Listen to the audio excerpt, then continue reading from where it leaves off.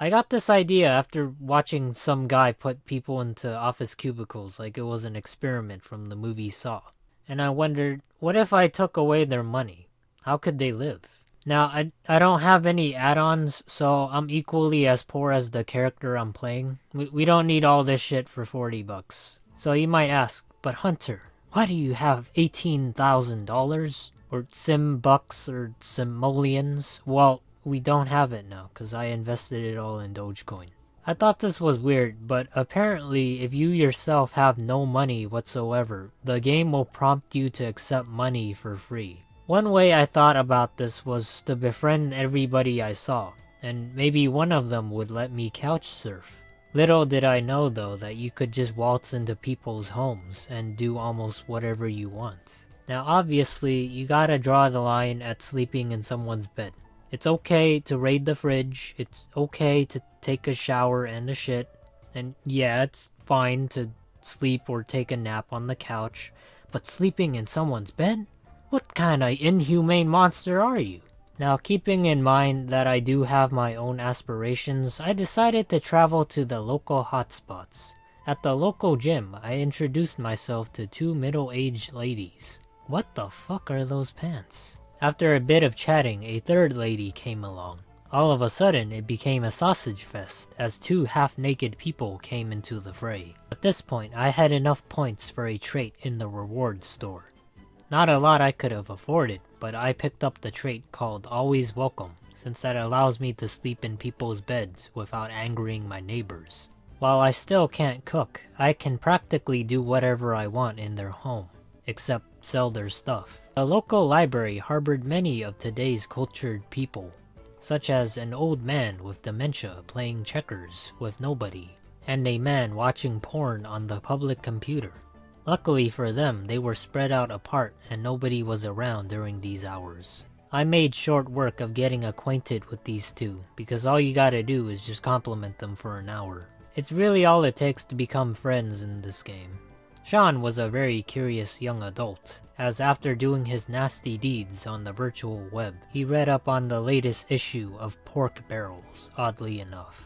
Coming home, I found one of my neighbors grilling wieners alone at 9:30 p.m. Strange hours for a cookout or barbecue, but whatever. Hey, it's better than eating peanut butter jelly sandwiches for the rest of my life, so I might as well enjoy the change for my taste buds. With the new trait I had acquired, I kicked one of the neighbors out of their beds, so that I may sleep in their place. She kinda just sat there for 7 hours staring at me. It's nice having someone to watch over you, even though it's a little weird. After getting all my needs up, it was time to see what other people had to offer. I decided to visit the Goff clan, a family that lives the high-class, luxurious lifestyle where everything is spacious and cozy, but also too large and architecturally confusing. I really dislike big houses in this game. It takes so much time to travel from one area of the house to the next. I played chess with an eccentric teenager who was a little infatuated for some reason, and eventually gained the friendship of the Goff family one by one. You know, for all the privacy Sims have in this game, it really doesn't matter since you could just see through walls and watch them while they're on the can. It was a really nice house, don't get me wrong. I'm sure most people would want to live there, but it's a little too big for me. My next meal ticket involved going to the club where an old lady was struggling for air. I was thinking, hey, maybe I can swipe other people's food and drinks.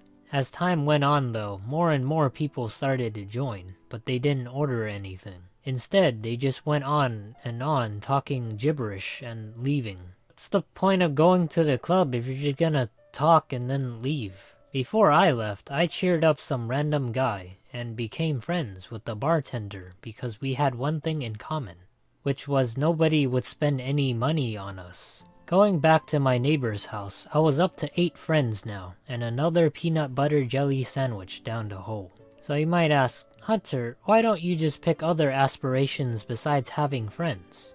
Well, because the majority of them require money or items that cost money, of which I don't have.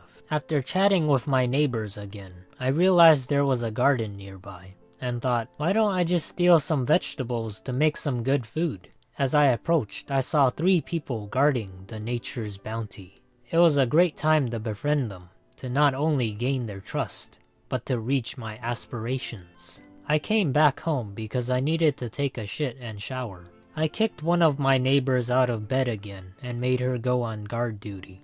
See, this is how you have friends with benefits. Fast forward in the morning, I ate some food they cooked up and repaired some of their broken down furniture. I could say it's not my problem, but I technically live here now, so I do use their utilities. I ventured outward to the great beyond, known as the higher middle class. There, I preyed upon my 12th victim, or rather made my 12th friend. The sim world was nearly my oyster now. So the next reward trait I picked were the free services, which I later regretted getting. While everyone was sleeping, I crept back into my neighbor's house like a kid in this weird TV show. I decided to improve my charisma by making insane gestures in front of a mirror. Before I left, I became best friends with one of my neighbors on a whim. Also because it's one of the goals in my aspirations. In the morning, like one of those door-to-door salesmen, I went to the next house on my imaginary list. I befriended the people there and gained access to their home. As they slept peacefully and silently, I practiced my ongoing pantomiming again. You might ask, but Hunter, who actually does this at midnight with the lights off? Well, I do, because I'm the only one keeping Bloody Mary away. The morning sun rose, the evil was gone, but the shit was still stuck from constipation. The next stop belonged to the high-class family, which were the what the fuck last name is that? I mean the Easons.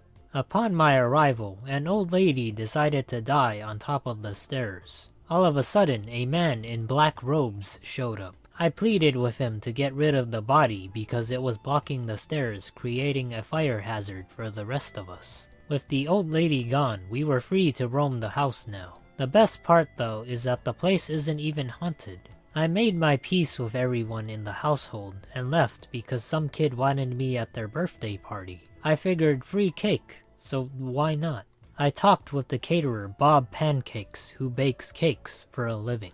Also known as the betrayer of the House of Pancakes. Unfortunately though, there was no cake, as Bob left without baking it. So yeah, nice birthday, I guess. After the party, I came home for a quick nap and bite before I headed off to my final destination. By this point, I also bought the Night Owl and Morning Sim trait to improve my skill gain by a good amount. I was in the home stretch now, nearly completing my aspiration of becoming a friend of the world. Well, that's one way to sleep with good lumbar support. With the final push I needed, I completed what I set out to do. I became beloved by all the Sims in this world. At the very first lot I quote-unquote purchased, I decided to try out my free services trait because you can't use them in other people's households. None of them I can really use because I don't own anything. Maybe the maid can sweep the grass or something.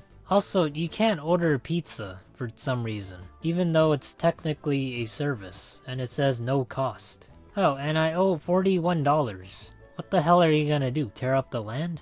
So, can you survive in Sims 4 without money? Yeah, although we still got bills to pay, it doesn't really matter as we just let other people pay their bills for us. A few drawbacks though are you can't really become a master chef and have a job, but that's okay. You can live at your friend's house forever. Anyway, if you're new to the channel, subscribing is just a click away. But with that, take care and see you guys.